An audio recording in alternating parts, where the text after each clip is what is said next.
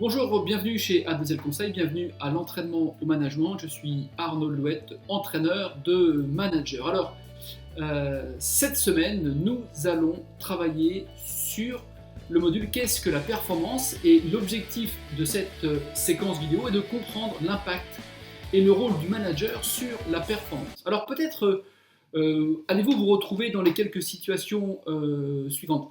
Peut-être avez-vous déjà vécu et mal vécu le fait que vos collaborateurs manquent peut-être d'ambition dans les objectifs qui vous sont proposés ou remontés?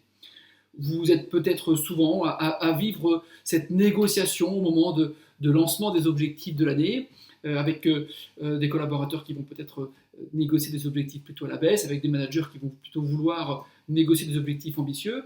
Ou alors, vous avez déjà vécu ce sempiternel débat entre finalement les aspects quantitatifs de l'évaluation de la performance opposés aux aspects qualitatifs. Enfin, peut-être avez-vous vécu cette notion de pression, on parlera de la pression que chacun peut se mettre par rapport à la réalisation ou non de ses objectifs et donc de la performance, ou tout simplement, inconsciemment ou consciemment, peut-être une forme de pression que vous mettez ou que vivent vos propres collaborateurs.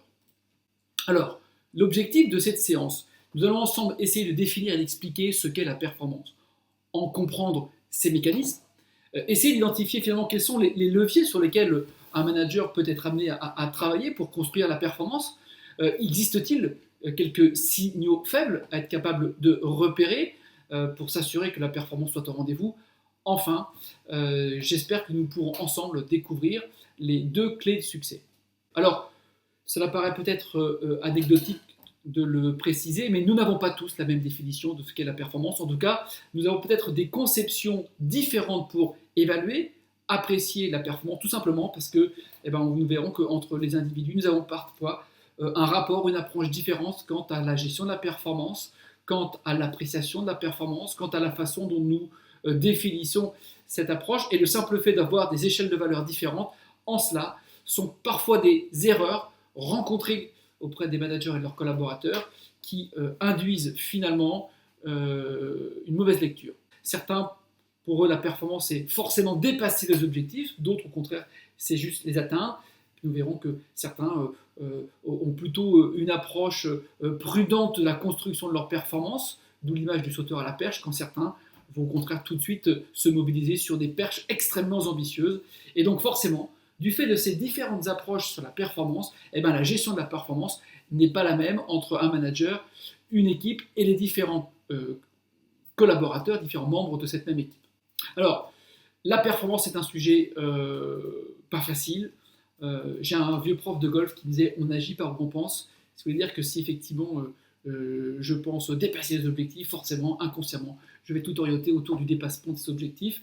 La performance, c'est un concept qui nous invite à chercher les choses sous des angles différents.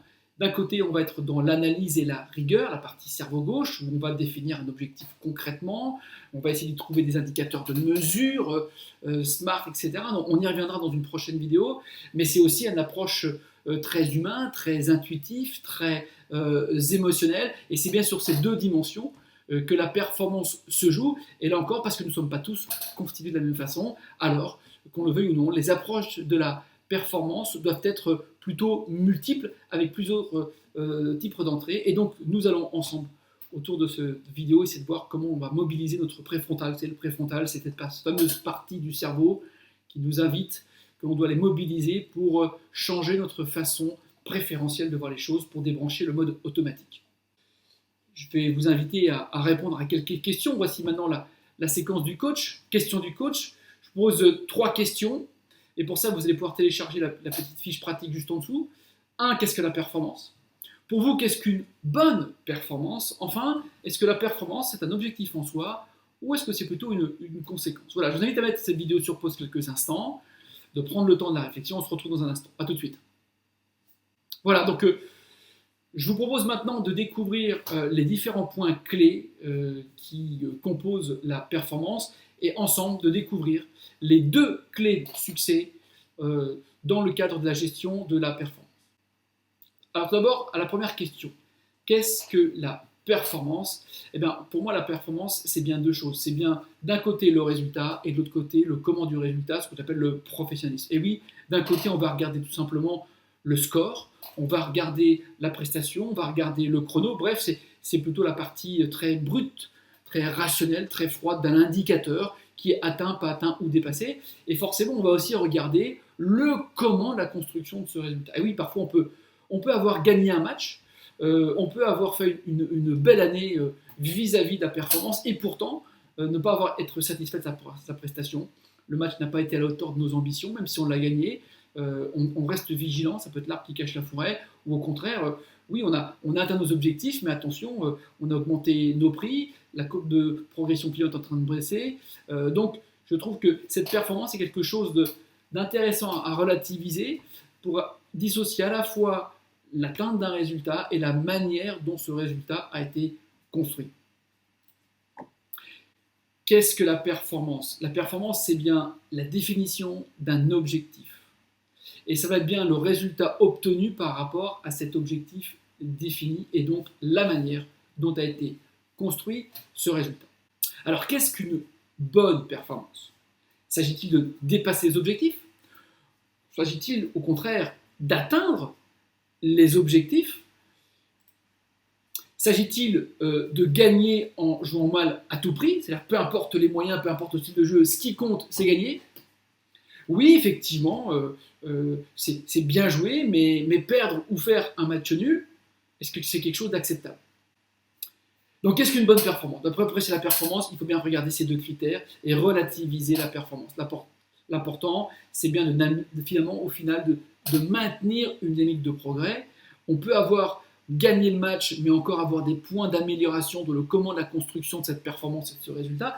Et puis inversement, parfois on a perdu le match, mais par contre il n'a pas manqué grand-chose. Le contenu du match était bon, le respect du schéma tactique était bon, le respect de la technicité était bon. Parfois tout simplement l'adversaire était plus fort que nous, mais pour autant peut-on se contenter? Bref, l'objectif visé dans le cadre d'une performance attendue sera toujours mis en perspective d'une ambition, et ça qui est intéressant. Parfois, perdre une rencontre, c'est pas finalement dramatique. Ce qui compte, c'est de mettre toutes ces perfs, tout le comment de ces perfs, en perspective finalement d'une ambition d'un projet. Parfois, Claude Nessa disait, ça fait du bien, c'est pas grave de sacrifier ou de perdre peut-être le championnat d'Europe, si c'est pour 2 ans plus tard remporter le titre olympique. Alors, la performance, une fin en soi. Je vous propose de vous mettre à la place de l'entraîneur d'une équipe de sport, une équipe collective. Qu'est-ce que cette équipe va attendre de son entraîneur? De la faire gagner, bien évidemment. Et donc l'art de l'entraîneur va consister à travailler habilement justement sur ces leviers qui construisent la performance. Selon vous, il en existe 3, ces leviers, et selon vous, quels sont-ils? Et pour vous aider à répondre à cette question, mettez-vous à la place d'un entraîneur qui, à l'issue d'un match, constate une non-performance. L'objectif n'a pas été atteint et les prestations ont été moyennes. Sous quel angle cet entraîneur va-t-il ausculter, faire refaire la vidéo du match pour analyser la performance de son équipe? Mettez cette vidéo sur pause quelques instants et prenez le temps de la réflexion. Eh bien, selon moi, d'expérience, il va regarder la performance sous 3 leviers. Le premier, le levier de la compétence. Et oui, est-ce que le savoir, le savoir-faire, le savoir-être de l'équipe a été à la hauteur? Est-ce que c'est là qu'est la cause de la non-performance ou pas? Ou est-ce qu'au contraire, la non-performance est liée peut-être à une motivation défaillante de certains joueurs, de certains éléments ou de l'équipe au global? Ou enfin, s'il y avait la compétence, il y avait la motivation, peut-être s'agit-il là d'un problème de confiance. Certains joueurs tergiversaient, n'ont pas osé prendre leurs responsabilités, de peur de mal faire, pas trop de prudence, n'ont pas lâché les chevaux et finalement, n'ont pas eu ce petit supplément d'âme, ce petit supplément de confiance qui fait que dans les moments précis, on est capable de faire la décision.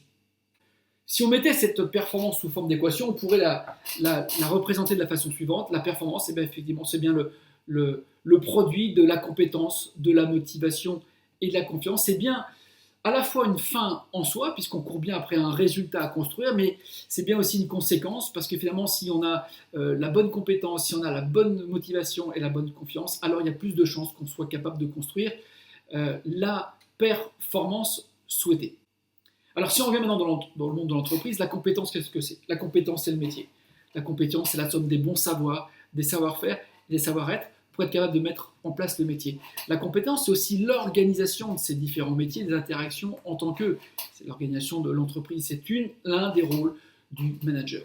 La confiance, qu'est-ce que c'est? La confiance, c'est le fait d'agir, c'est le fait de faire des matchs, de passer l'action, c'est de capitaliser de l'expérience, des réussites qui seront en plus valorisées par le management qui sera félicité, faire le lien entre le pourquoi de la réussite et puis le résultat.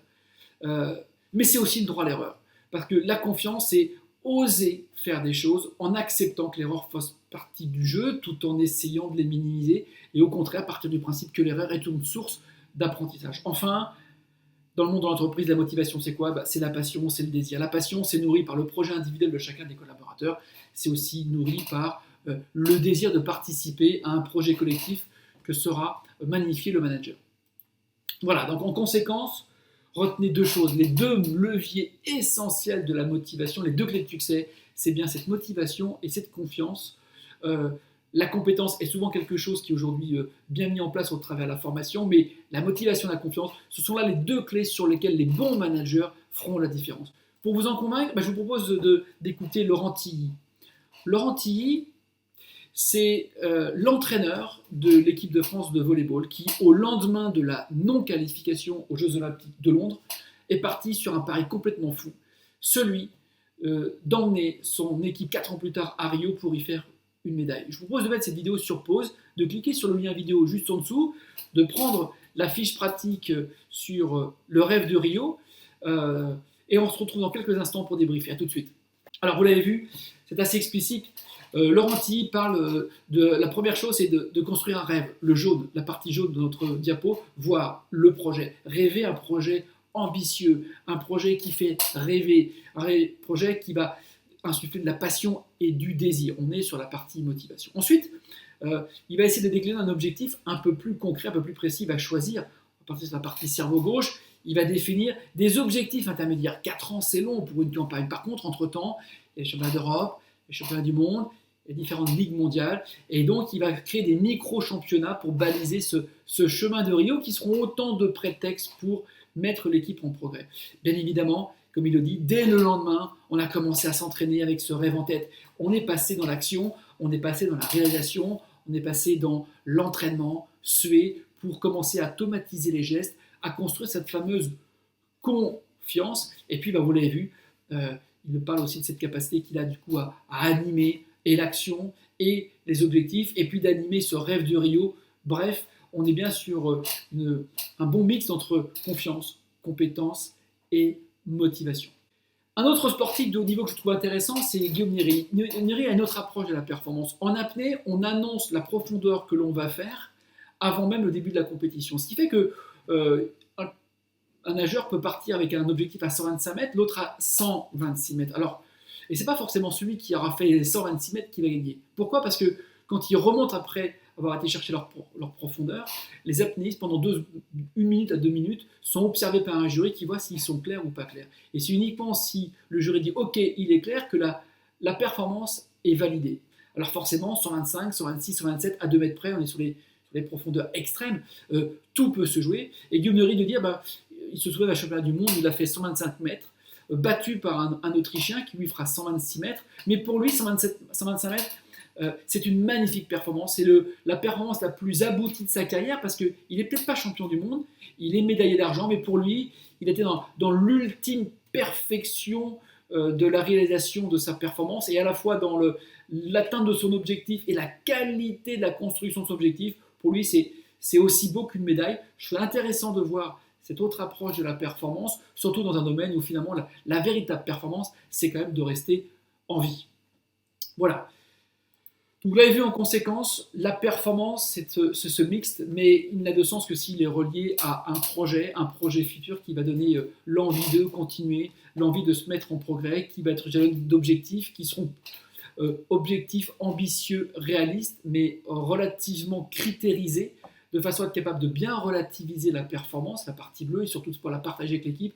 Et puis surtout après, c'est passer l'action pour engranger de la confiance, et puis continuer à avoir ce regard du coach, ce regard de l'entraîneur pour animer et faire que on ne s'épuise pas, on on ne perd pas de vue le rêve final, parce que parfois construire un objectif sur l'année complète, une année c'est long, 4 ans c'est long, et donc il faut l'animation de ce tout par le manager pour faire en sorte que la performance au final ait une chance d'être réalisée.